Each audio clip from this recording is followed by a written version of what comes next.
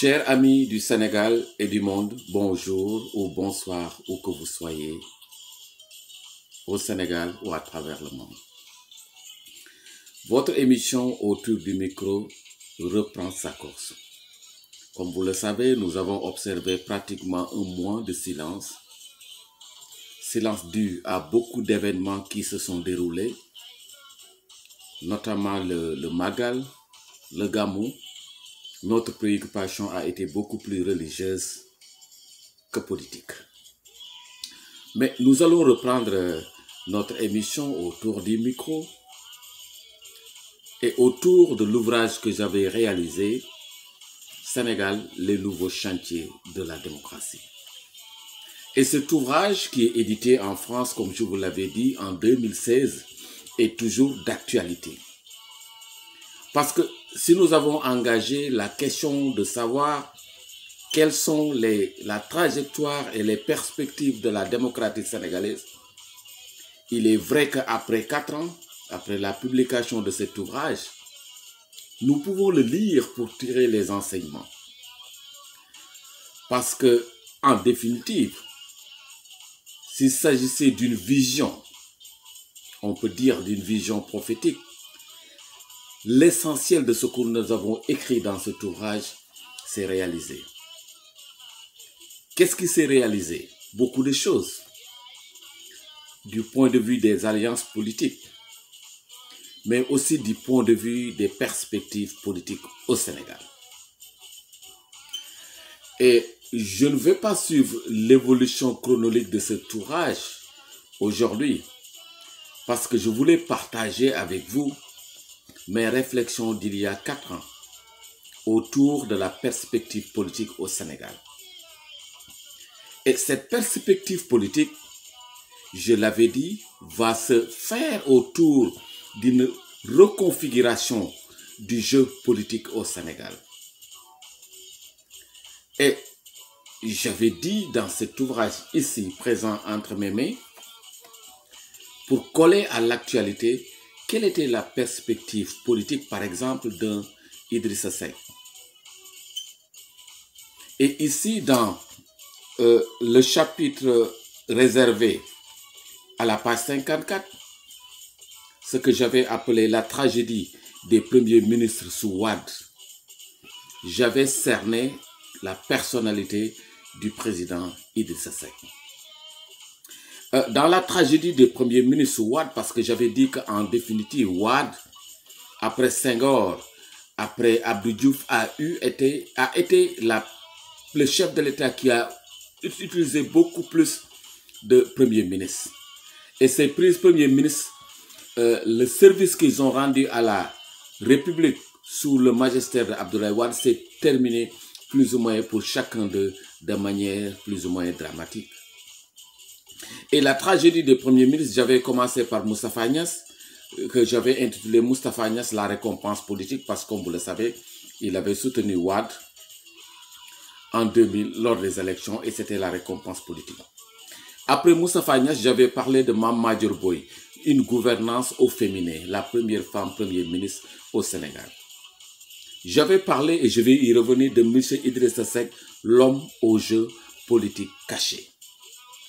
J'avais parlé aussi de Macky Sall, le produit du maître et mûr. C'était en 2016. J'avais parlé aussi de Hadjibou Soumaré, un technocrate à la primature. Et enfin, j'avais parlé de mon ami Maître Souleymane Ndiaye comme étant la roue de secours. Mais revenons-en à Idrissa Seck pour coller à l'actualité politique. Je me ferai le plaisir de lire ce que j'avais réservé au président Idrissa Seck. Je vais vous le lire. Idrissa Seck, l'homme au jeu politique caché.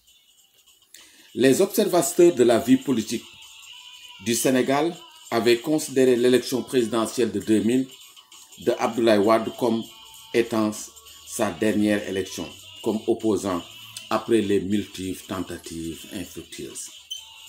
À la veille des élections de 2000 apparaît l'élève du maître, M. Idrissa Seck, qui en 1988, lors des manifestations post-électorales, fut arrêté. Après le retour triomphal de Wade, il initia face à la rareté des moyens de campagne les marches bleues. Stratégie politique qui consiste à organiser des marches à travers les villes, campagnes et villages avec une sonorisation et des arrêts séquentiels pour permettre au candidat de délivrer son message. Le contact est direct et moins protocolaire. Le directeur de campagne marque des points et fait une irruption fulgurante sur la scène politique. Cohérent et éloquent, M. Idrissa Seck convainc à son auditoire après la brillante campagne de 2000, il occupa le poste stratégique de directeur de cabinet du président de la République Wade avec rang de ministre d'État. Ce poste moins exposé que celui de premier ministre d'un pouvoir qui s'installe. Il est généralement admis en Afrique que les premiers gouvernants des régimes nouveaux ont une durée éphémère. Ils doivent faire face à une gouvernance d'urgence. C'est pourquoi ils ont été élus. Généralement, la prise de mesures sociales pour soulager les populations tarde à venir et ce premier gouvernement ne dure pas. Idrissa Seck, en novembre 2002, succéda à Mame Madior Boye, accusé d'atteinte à la sûreté de l'État, puis de corruption et de malversation financière. Il est limogé et exclu du Parti démocratique sénégalais en août 2005. Emprisonné pendant 6 mois, il bénéficia en 2006 d'un non-lieu et crée son parti politique, le Rewmi. Après les tentatives avortées de rejoindre le parti du président Wade en 2007, il participe aux élections et arrive second derrière Wade qui gagne au premier tour.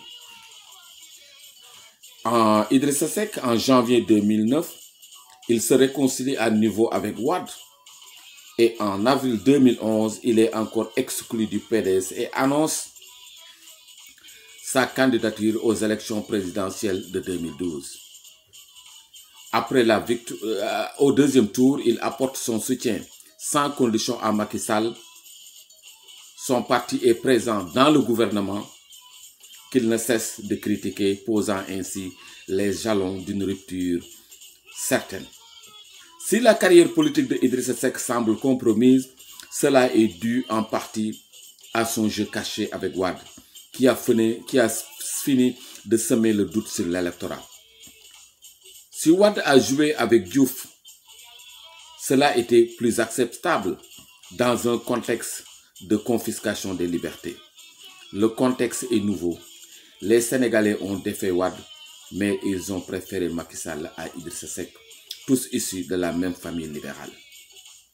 Macky Sall, pratiquement exclu du PDS, a tracé sa propre voie politique et engagé une démarche de démarcation vis-à-vis de la famille libérale.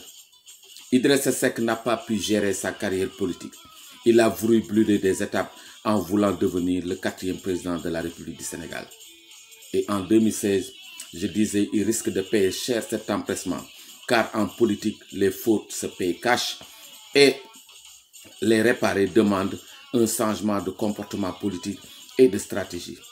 Il ne sert à rien de pleurer sur les plateaux de télévision parce qu'il l'a fait pour capter la sympathie des électeurs ou de l'opinion. Ce dont il s'agit, c'est de faire en sorte que l'offre politique capte la demande sociale. Voilà le chapitre que j'avais réservé à un peu la description de M. Idrissa Seck. Il est évident que j'ai parlé beaucoup sur cette question de ce qui pourrait, dans le futur, lier Idrissa Seck à Macky Sall. Parce que, comme vous le savez, Macky Sall sait pertinemment, en dehors de l'opposition qui semble s'unir autour de grandes personnalités, dont Mamadou Diop Decroix, Ousmane Sonko, qui sont opposés à toute participation de gouvernement, il est évident que Macky Sall, pour se donner un nouveau souffle, ne devait que partir dans son parti d'origine pour essayer de se relancer.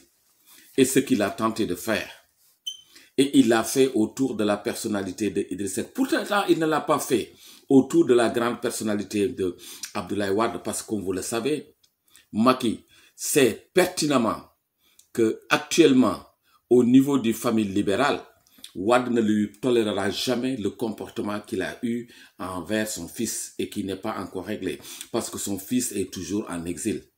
Donc Idrissa Seck était le moins-disant avec qui il pouvait trouver un accord. Macky fera-t-il un troisième mandat? Tout dépendra de l'évolution politique de la situation.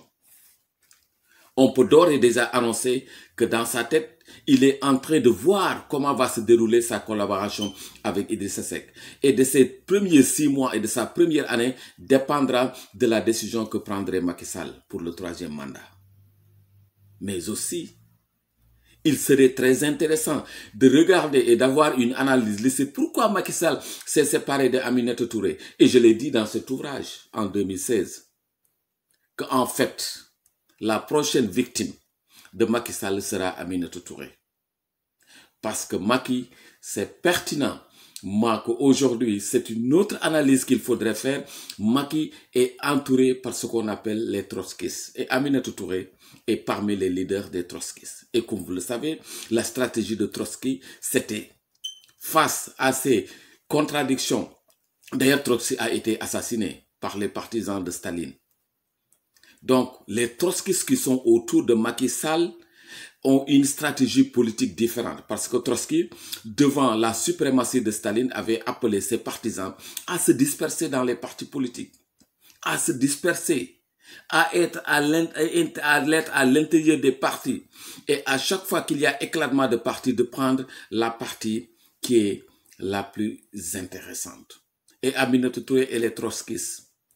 Omar Sarr, qui vient de revenir dans le pouvoir, qui a été son époux, est un trotskiste. Amadou Tidiane Guiro, qui est actuellement le deuxième de Landing Savané, est un trotskiste. Et Mahmoud Saleh, qui devient finalement le directeur de cabinet du président de la République, est un trotskiste. On peut en citer beaucoup. Et les trotskistes s'organisent différemment. Ils peuvent se battre dans un pays, mais la nuit, ils peuvent se rencontrer pour affiner leur stratégie. Et nous allons revenir sur cette question relativement à Mme Aminata Touré. Pourquoi elle est crainte par Macky Sall? Parce que Macky Sall sait qu'Aminata Touré, elle est trotskiste et elle va encore dérouler son programme. Et Inch'Allah, la semaine prochaine, nous allons revenir sur la personnalité profonde de Aminata Touré et quelles sont réellement ses ambitions pour le Sénégal.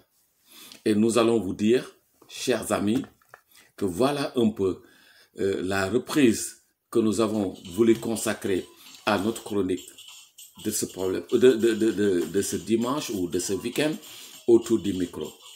Merci et nous vous annonçons encore qu'il y aura sur la base de cet ouvrage qui, de mon point de vue, c'est pas parce que je l'ai écrit, mais qui, de mon point de vue, doit être consulté par les hommes politiques pour savoir. Parce que dans cet ouvrage aussi, en 2016, j'avais dit quels étaient en réalité ce qu'on attendait du président Macky Sall. L'a-t-il réalisé? Ne l'a-t-il pas réalisé? Les réformes profondes qu'il devait faire pour le Sénégal, pour faire que le Sénégal soit parmi les États émergents, au niveau politique, Voilà, chers amis, la chronique de ce matin que nous avons consacrée un peu à la personnalité de Idrissa Seck. Merci et à la semaine prochaine.